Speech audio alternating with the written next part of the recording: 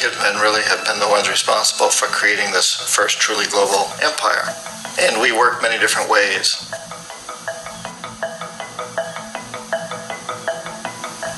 But perhaps the most common is that we will identify a country that has resources our corporations covet, like oil, and then arrange a huge loan to that country from the World Bank or one of its sister organizations. But the money never actually goes to the country. Instead, it goes to our big corporations to build infrastructure projects in that country, power plants, industrial parks, ports, things that benefit a few rich people in that country, in addition to our corporations, but really don't help the majority of the people at all. However, those people, the whole country is left holding a huge debt. It's such a big debt they can't repay it, and that's part of the plan, that they can't repay it.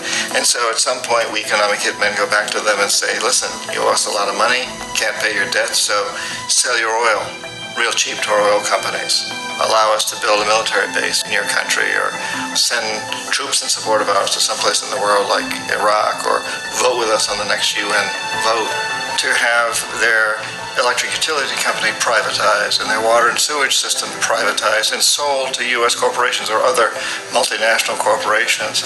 So there was that whole mushrooming thing, and it's so typical of the way the IMF and the World Bank work, that you put a country in debt, it's such a big debt it can't pay it, and then you offer to refinance that debt and pay even more interest.